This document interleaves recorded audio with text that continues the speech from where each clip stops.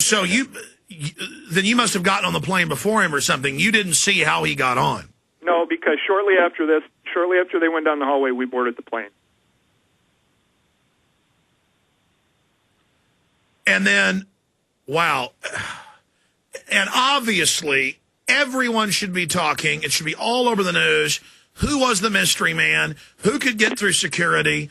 Who could bring this guy in? Who could get people on airplanes without passports, international flights, into the United States, some of the highest security in the world?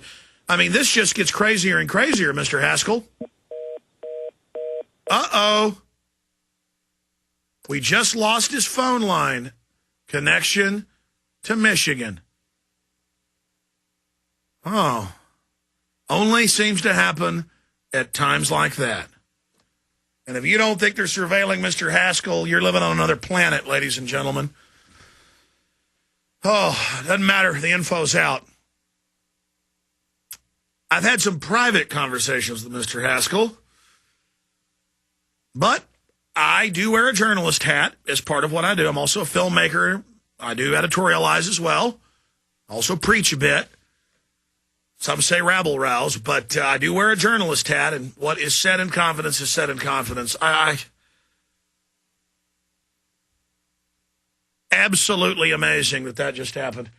Okay, we have Mr. Haskell back. Hopefully we can keep him for the last 10 minutes. Mr. Haskell, sorry you got cut off. No problem.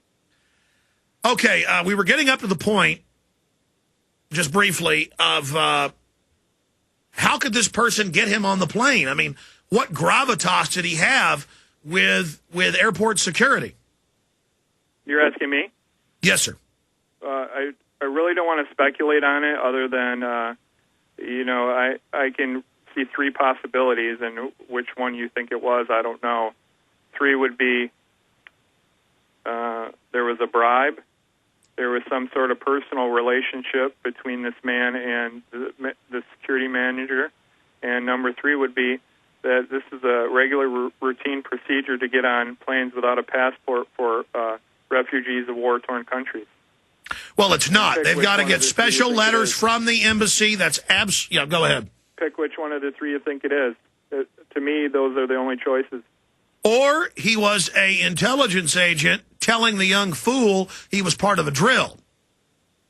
Okay. Wow. Okay, once you're on the plane, you're coming into Detroit, what happens next? It was a really uneventful flight. We're in the middle of our descent into Detroit. The pilot comes on the speaker, and he says we have 10 minutes to landing. Flight crew, take your seats and buckle up. A flight attendant walks by my seat, mumbling to herself, something smells like smoke. I look up. I'd previously been looking at the monitor on the back of the seat in front of me to get the flight conditions and everything because I like to watch that when we're landing. I looked up. I'm in row 27. I could see smoke coming from row 19, 8 rows up. It wasn't a lot of smoke at that time, and it looked like it was coming from the floor, but I couldn't see the floor because I was sitting down. So I unbuckled my seatbelt, took a few steps up the aisle to get a better look, and then it burst into flames across the floor of the seats and up the wall to the ceiling. Just in row 19 and just to the seats left of the left aisle, which I think there were 3 seats, A, B, and C. When it burst into flames, people were screaming, fire, fire, terrorists, water, water, water, we need water, somebody get water. Flight attendants were screaming. The pilot comes on the intercom and says emergency landing and starts speeding up. And while this is going on, the terrorist man's being hauled off into the first class area by a couple passengers. He didn't really put up any fight. Just to interrupt, Mr. Haskell, I also read and heard that the stewardesses were screaming, sit down the whole time, and almost like it was a bad thing to have these men go up there and take this guy out. I didn't see that, so I can't confirm that. Okay, good. I mean, I hope that's not true. They were so foolish they wanted to wait for orders. Okay, continuing. So they drag him up into first class. Yeah. Now, did you hear this popping noise, or how loud was it? Because we heard about this big explosion, and then it was just a popping, and then people thought it was a firecracker. Okay. Honestly, I didn't hear a thing. I asked my wife if she heard anything, and this is what she says about it.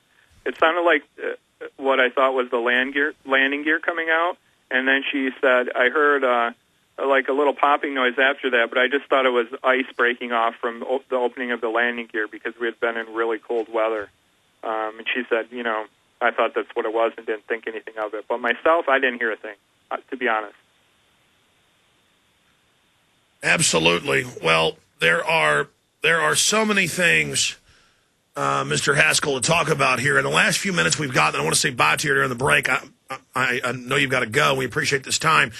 In the last 5 minutes, any other points you'd like to make, any key issues that haven't been discussed? And, you know, as a concerned citizen who could have been killed by this, as a free person, I mean, you do have a right to make any statements you want about the investigation. We are 5 days into this, and we've not seen any surveillance footage. The media doesn't seem concerned about eyewitnesses seeing a man videotaping the whole flight aimed at this guy. That's obviously an accomplice or a handler or something. We've got this other guy getting him through security. I mean, any other comments? Just a couple things. I thought the security after getting off the plane was a complete embarrassment, total disorganizational mess that actually put us in more jeopardy than we were already in.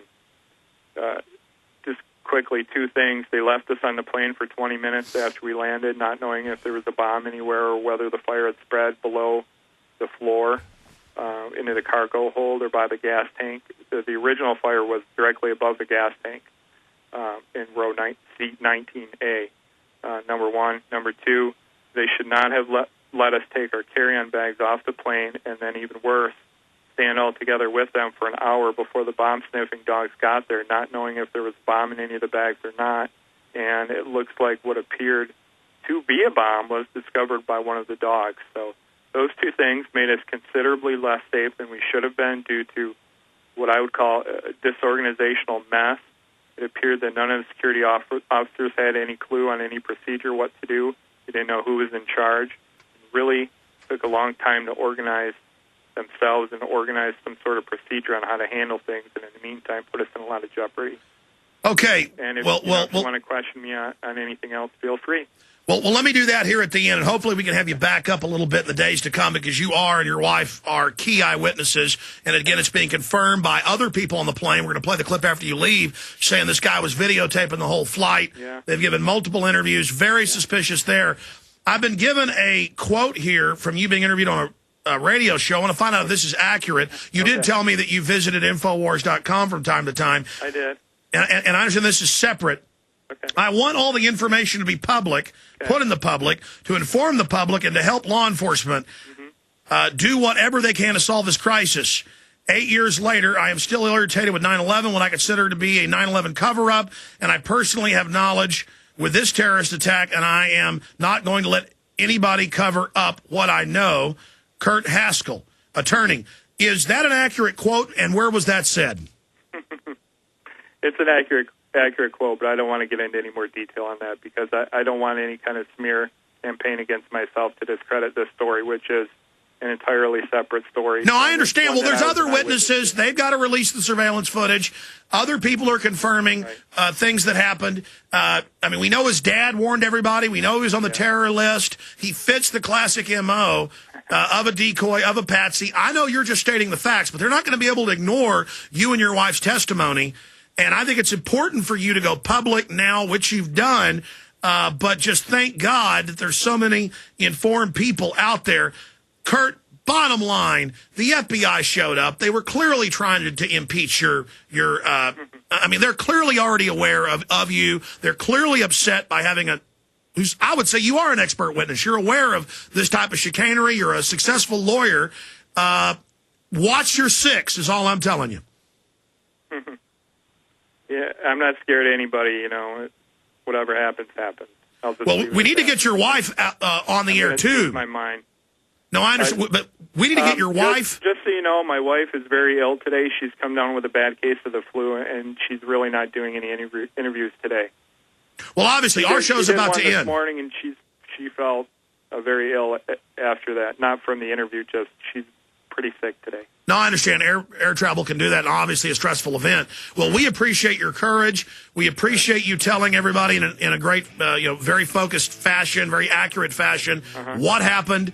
And we're all praying for you, Kurt Haskell, attorney. Let me say bye to you during this break. Obviously, listeners, this is an extremely powerful interview, breaking news. You're hearing a lot of this here first. Great job to my team getting Mr. Haskell on. Let me say bye to Mr. Haskell during the break. We'll come back with more.